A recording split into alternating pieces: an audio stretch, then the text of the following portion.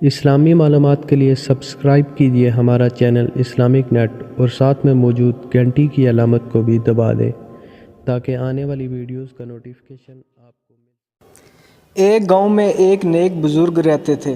ان کے پاس بہت سے لوگ نصیحتیں لینے آتے تھے۔ ان کی شہرت قریب کے گاؤں میں بھی پھیل گئی۔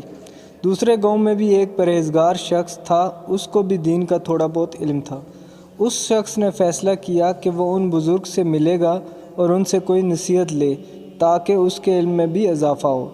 چنانچہ وہ ان بزرگ سے ملنے ان کے گھر چلا گیا اور بزرگ سے بولا کہ مجھے کوئی نصیحت کریں تاکہ میں بھی زیادہ متقی اور پرہیزگار بن جاؤں۔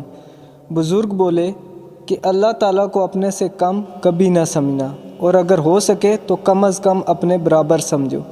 وہ شخص یہ سن کر بولا کہ یہ کیا کہہ رہے ہیں کہ اللہ کو اپنے برابر سمجھو۔ وہ غصے سے وہاں سے جانے لگا تو بزرگ بولے کہ رات یہاں ہی گزار لو، صبح چلے جانا ناشتہ کر کے، ویسے بھی رات ہو گئی ہے اور تمہارا گاؤں بھی دور ہے۔ وہ شخص راضی ہو گیا۔ صبح بزرگ اس کے لیے ناشتے میں پراٹھا، دودھ، روٹی اور چائے، تقریباً سب کچھ لے آئے۔ جب وہ ناشتہ کرنے لگا تو دروازے پر آواز آئی کہ اللہ کے نام پر کچھ دے دو۔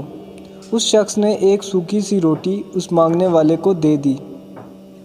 جب بزرگ نے اس شخص سے پوچھا کہ مانگنے والے کو کیا دیا ہے تو وہ بولا سوکھی روٹی۔ بزرگ بولے اس فقیر نے اللہ کے نام پر مانگا تھا تو تم نے اتنے سب کھانے میں سے سوکھی روٹی اس فقیر کو دی، اسی لیے میں نے بولا تھا کہ اللہ کو کم از کم اپنے برابر تو سمجھو۔ وہ شخص بہت شرمندہ ہوا اور اسے سمجھ آ گیا کہ وہ بزرگ کو کتنا غلط سمجھ رہا تھا۔ دوستو، اللہ والوں کی باتیں ہر کوئی نہیں سمجھ سکتا، اور ہم سب اللہ کے دیے ہوئے رزق میں سے دیتے ہوئے بھی کنجوسی کرتے ہیں۔ اگر کوئی مانگنے والا آئے تو اسے سوکھی روٹی پر ٹرکا دیتے ہیں۔ دوستو، اگر ویڈیو پسند آئی ہو تو لائک اور شیئر ضرور کریں، اور اپنے رائے کا اظہار کمنٹ سیکشن میں ضرور کیجیے گا۔